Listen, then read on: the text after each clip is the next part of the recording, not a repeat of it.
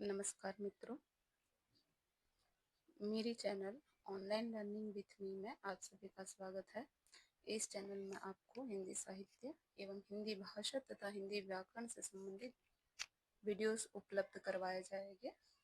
आज इसी हिंदी व्याकरण श्रृंखला का भाग 1 अर्थात वर्ण विचार पर चर्चा की जाएगी। हिंदी व्याकरण हिंदी भाषा को शुद्ध रूप से लिखने एवं बोलने संबंधित नियमों की जानकारी देने वाला शास्त्र है। भाषा को जानने के लिए उसके व्याकरण को जानना परम आवश्यक है, जिससे भाषा शुद्धि बनी रहे। हिंदी की विभिन्न ध्वनि, वर्ण, पद, पदांश, शब्द, शब्दांश, वाक्य, वाक्यांश आदि की विवेचना तथा उसके विभिन्न घटकों तथा प्रकारों का वर्णन हिंदी व्याकरण में किया जाता है।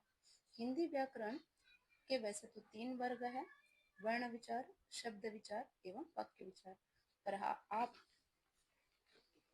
परंतु आज हम वर्ण विचार पर चर्चा करेंगे। भाषा की ध्वनियों को जिन लेखन चिन्हों में लिखा जाता है उसे लिपि कहते हैं। लिपि किसी भी भाषा का सिंबॉलिक एवं प्रतीक रूप होता है।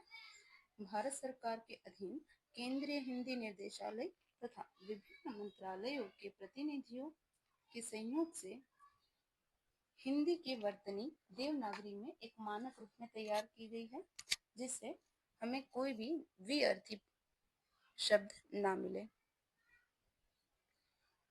देवनागरी लिपि का निर्धारित मानक रूप जो हम वर्तमान में हिंदी में लिखित रूप में देखते हैं वही है। वर्ण विचार की बात करें तो भाषा की वह छोटे से छोटी इकाई जिसके हम और अधिक टुकड़े नहीं कर सकते उसे वर्ण कहते हैं। इसे अक्षर भी कहा जा सकता है, क्योंकि अक्षर का ही शाब्दिक अर्थ होता है जिसका शर न किया जा सके। इसे ध्वनि भी कहा जा सकता है। वर्ण एवं ध्वनियों के 2 भेद हैं: स्वर एवं व्यंजन। स्वर, जो वर्ण बिना किसी दूसरे वर्ण या ध्वनि की सहायता से बोले जाते हैं या उच्चारित होते हैं, उसे स्वर कहते हैं। हिंदी में मूल स्वरों की संख्या 10 है, जबकि कुल स्वरों की संख्या 11 है। ये कुल स्वर है: अ, आ, ई, उ, ऊ, री, ए, ऐ, ओ, औ। ध्यान देने वाली बात, री का हिंदी में शुद्ध प्रयोग न होने के कारण उसका उच्चारण हिंदी में री की तरह होता है। हिंदी में कुछ शब्दों में ही, जैसे तत्सम शब्दों में ही इसका प्रयोग होता है, जैसे ऋषि, ऋषिराज इत्यादि। क्योंकि ऐसा माना जाता है कि री का उच्चारण भूतकाल में कुछ और होता था और वर्तमान में री कहा जाता है। स्वर के भेद, स्वर के 2 भेद है: ह्रस्व एवं दीर्घ। ह्रस्व स्वर, जिन स्वरों के उच्चारण में अपेक्षाकृत कम समय लगता है, उसे ह्रस्व स्वर कहते हैं। उदाहरण के रूप में अ, ई, उ, री। दीर्घ स्वर, जिन स्वरों के उच्चारण में मूल स्वरों की अपेक्षा दुगना समय लगता है, उसे दीर्घ स्वर कहते हैं। अर्थात जिन स्वरों में ह्रस्व स्वर से दुगना या फिर अधिक समय लगता हो वह दीर्घ स्वर है।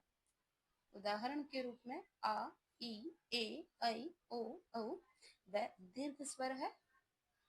अब व्यंजन की बात करते हैं तो जो वर्ण का उच्चारण या जिन वर्णों का उच्चारण स्वरों की सहायता से होता है या जिन स्वरों को स्वरों की सहायता से बोला जाता है वह व्यंजन है।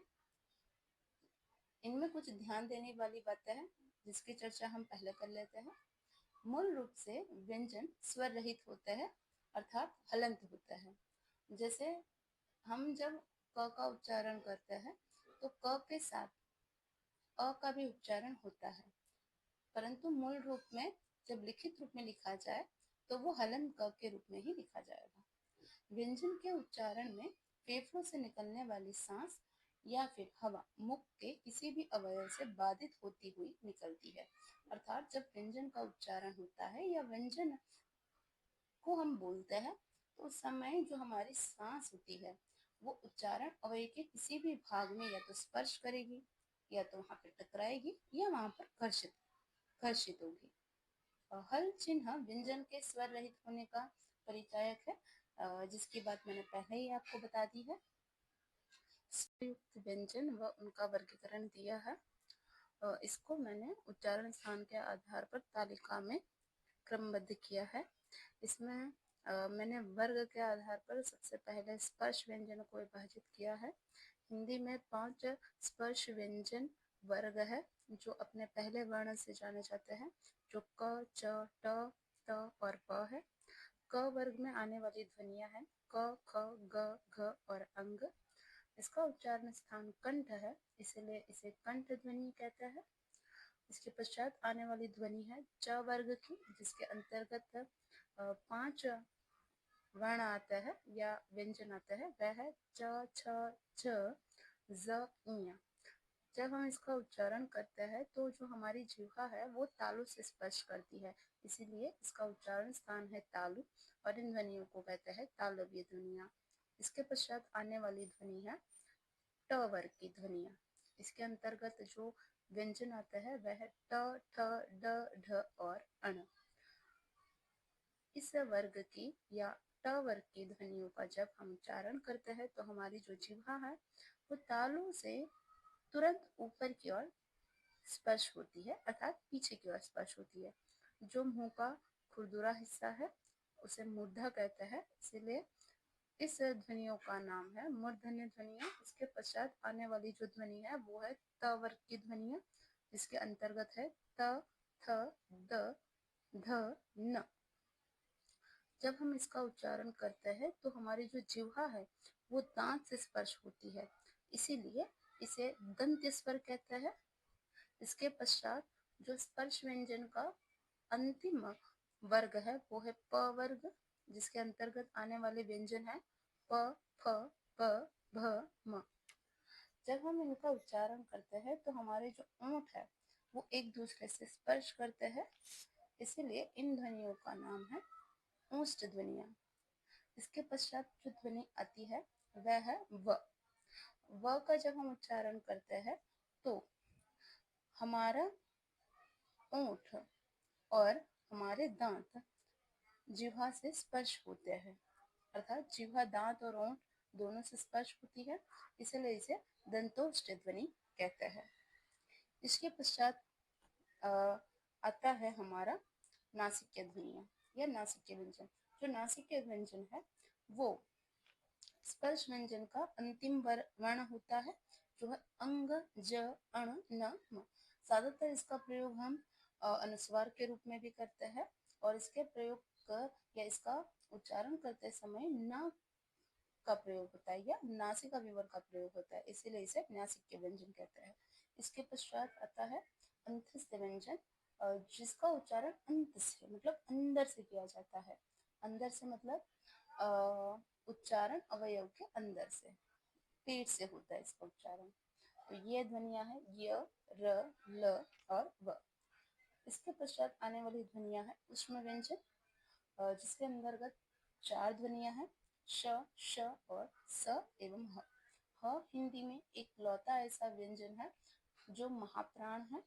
इन वर्णों का उच्चारण स्थान के साथ प्रवाच के घर्षण से होता है, मतलब ये किसी उच्चारण स्थान के किसी अवयव से स्पर्श तो करती है पर साथ साथ ही उसमें घर्षण भी होता है। हिंदी में 4 संयुक्त अक्षर है श, त्र, ज्ञ, स्र, जिनकी अगर हम संधि विच्छेद करते हैं तो श्र की संधि होती है हलंत क, हलंत श एवं अ। त्र की अगर हम संधि विच्छेद करते हैं तो वो होती है हलंत त, हलंत र और अ। इसी प्रकार के अन्य 2 भी। धन्यवाद मुझे सुनने के लिए, और इसी प्रकार के आपको अधिक वीडियो चाहिए तो मेरे चैनल को लाइक, शेयर एवं सब्सक्राइब कर दीजिएगा। धन्यवाद।